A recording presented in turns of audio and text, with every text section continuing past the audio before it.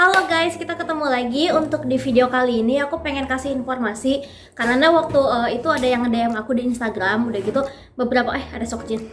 Halo. Ada beberapa teman tanya persyaratan nikah di Korea gimana. Kebetulan sekarang ini kan border udah dibuka. Visa turis di Indonesia udah dibuka, visa turis di Korea udah dibuka. Jadi international relationship udah bisa berjalan lagi. Kalian dengan para opa-opa kalian udah mulai bisa ketemuan lagi. Jadi siapa tahu ada yang lagi prepare mau merit. Dan sebenarnya sih udah banyak yang bikin video kali ini. Sebenarnya banyak yang udah bikin video kayak persyaratan nikah gitu. Cuman siapa tahu ada yang nonton. Aku mau kasih tahu aja. Jadi persyaratan yang benar adalah kalian kan menyiapkan semua dokumen kalian.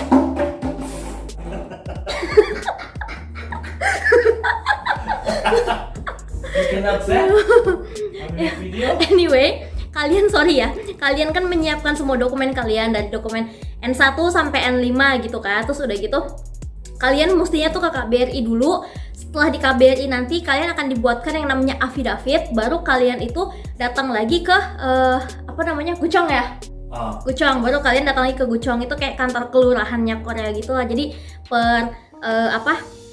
per kota, per tempat kalian tinggal itu pasti laporan nikahnya itu di kantor yang namanya Guchong itu. Nah, tapi kalau misalkan kalian membuat kesalahan seperti aku, sebenarnya nggak bisa dibilang kesalahan juga sih ya, karena kalau misalkan kalian menikah di Indonesia dulu, kalian lapor nikah di Indonesia dulu, itu prosedurnya agak sedikit ribet karena kita tahu kan Indonesia itu kan negara yang mengakui agama. Jadi aku juga udah tanya-tanya sana sini. Kalau menikah di Indonesia dulu itu katanya harus ada prosesi keagamaannya. Kayak aku Katolik. Jadi nikah secara sah di Indonesia itu ada pemberkatannya dulu. Nanti setelah pemberkatan dapat sertifikat baru bisa daftar ke Dukcapil. Cuman aku kurang tahu kalau misalkan kalian mau bawa N1 sampai N5 udah gitu daftar ke embassy, ke KBRI dulu itu bagaimana? Aku nggak bisa kasih informasi karena aku nggak ngelakuin itu gitu kan. Jadi yang aku lakuin adalah aku sebentar. Si Sokjin. Sorry, lanjut tadi si Sokjin soalnya kayak bertingkah gitu di belakang. Oke, anyway, lanjut lagi. Yang aku lakuin adalah aku bawa dokumen aku tuh ke Guchong dulu. Setelah itu di Guchong itu, tapi notes ya, setiap Guchong itu beda-beda. Ada yang mintanya kayak banyak, ada yang minta cuma sedikit. Ada teman aku itu namanya Lina. Dia pokoknya permintaannya banyak banget sampai kayak ada formnya tersendiri gitu. Dan itu dia kalau nggak salah di kota mana ya, aku rada lupa. Aku kan tinggal di Ilsan. Yang diminta itu gampang banget, cuman paspor asli aku sama surat keterangan single. Jadi surat keterangan single itu kalian bisa minta di kelurahan di Indonesia gitu. Nah, udah lanjut setelah itu Sokjin lemparin barang ya ke bawah. Nah, udah gitu. Jadi karena ceritanya nih kasus aku nih nikah dulu ke Guchong dulu, baru aku ke KBRI. Jadi yang aku siapin itu N1 sampai N5, ya kan? Udah, terus udah gitu dokumen nikah aku di Korea itu di print yang aslinya, udah gitu ditranslate, dinotariskan. Nah, terus udah gitu surat kartu keluarga Korea aku di print aslinya juga, ditranslate, dinotariskan juga. Nah, terus udah gitu fotokopi KTP aku juga ada diminta, fotokopi paspor aku, fotokopi visa aku karena aku udah dapet visa kan, aku udah punya visa F6. Karena aku menikahnya di Korea duluan, jadi ya imigrasi Korea ya berhak untuk ngasih aku visa gitu.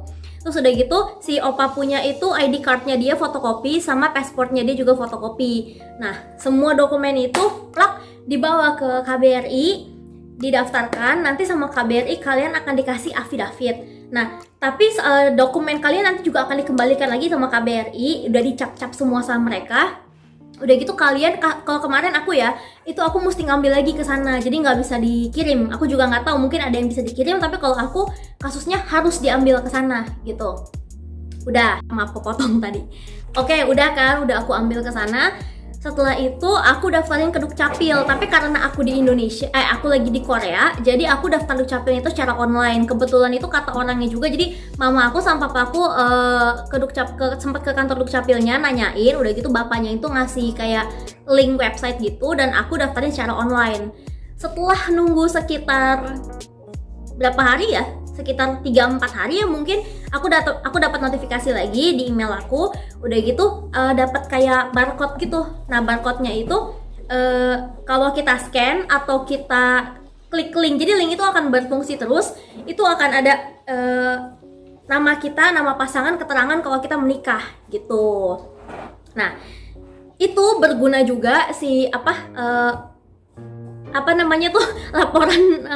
nikah kita di Dukcapil itu berguna juga untuk anak kita nih, karena anak kita ini kan mau lahirnya di Korea, mau lahirnya di Indonesia, kalau dia punya bapak atau emak yang keluarga negaranya beda, kan dia berhak kan untuk dapat kewarganegaraan Indonesia. Tapi ini aku lanjutin ya, jadi lanjut dari cara menikah. Kalau yang mau sampai menikah doang, nontonnya cukup sampai sini udah selesai itu. Tapi kalau ada yang mau daftarin anaknya, aku saranin lanjutin nonton video aku sekarang. Jadi yang aku butuhin untuk lapor lahirnya Seokjin itu adalah satu, akta nikah yang udah ditranslate dan dinotariskan, kartu keluarga yang udah ditranslate dinotariskan, terus sertifikat kelahiran Seokjin di Korea sama sertifikat dari rumah sakitnya juga. Udah gitu ngisi formulir dulu.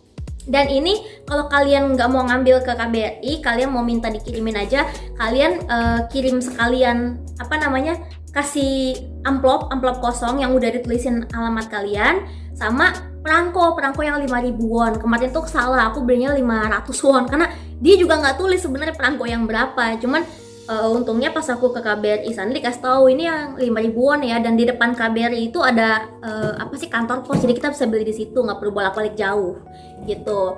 Nah, nanti si Seokjin ini, si dokumen-dokumen yang seabrek-abrek itu kalian kasih KBRI akan bikinin laporan kelahiran Seokjin untuk menyatakan oke, dia sudah diakui sebagai warga negara Indonesia juga gitu kan.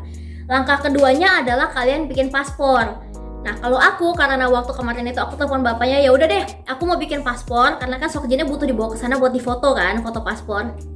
Sekalian di interview juga. Jadinya dokumennya si Seokjin yang seabrek-abrek itu yang dibikinin udah lapor lahirnya dia di Indonesia, itu juga ditaruh di sana. Jadi pas aku ke KBRI aku nggak bawa apa-apa, aku cuman bawa paspor aslinya Seokjin, paspor aku, paspor opa, karena sekalian aku juga perpanjang paspor sih sekalian. Terus udah gitu dia difoto, cek. Udah gitu selesai, udah aku bayarnya itu perpanjang paspor aku $27, paspornya Seokjin $27, dan affidavit kedua warga negara, double warga negara itu $31. Jadi totalnya itu kalau dirupiahin kalau dibikin won itu 107.000 won. Coba ntar rupiahnya aku taruh di sini ya. Gitu, itu udah semuanya. Udah gitu affidavit itu keluarnya kan 3 hari. Jadi aku juga kemarin tuh kalaupun aku bayar lebih mahal untuk selesain paspornya itu $77 juga percuma karena mesti nungguin affidavit gitu. Nah, udah gitu karena aku kasih amplop yang tadi tuh yang ada tulisan nama sama perangko, jadi aku nggak perlu balik lagi ke sana. Aku cuman perlu nunggu di rumah. Udah selesai, nanti dikirimin sama mereka gitu. Dan menurut aku kemarin juga nggak ada masalah ya, karena si bapaknya kan tatap muka sama aku kan, dan nggak ada yang dipermasalahin, dokumen udah beres semua, udah tinggal nunggu doang, udah gitu. Jadi itulah yang harus kalian siapkan, atau ya pokoknya yang kalian siapkan kalau mau merit sama lapor lahir anak yang anaknya lahir di Korea duluan gitu. Tapi kalau yang tadi aku bilang ke Guchong itu aku cuma dimintain surat single sama paspor aku, itu beda-beda ya. Tadi kan aku udah bilang kan yang di Seoul tuh ada juga yang dimintain kayak kartu keluarga yang di Indonesia. Terus yang teman aku yang di mana ya, di Ulsan itu dia sempat dimintain aku lupa deh, pokoknya intinya lebih banyak. Dan aku di sini itu kebetulan banget bener-bener cuman surat single sama paspor asli gitu, udah nggak ada apa-apa lagi. Dah segitu aja. Jadi semoga membantu. Kalau misalkan ada yang mau ditanya, tanya aja. Kalau aku bisa jawab, aku jawab sebisa aku. Tapi kalau aku nggak ngerti, mungkin kalian bisa tanya ke Mixmer lain yang bikin video juga kali ya, soalnya kan banyak kan yang merit di Indonesia duluan gitu. Jadi video sampai situ aja. Thank you guys so much for watching. I'll see you guys later. Bye bye. Bye.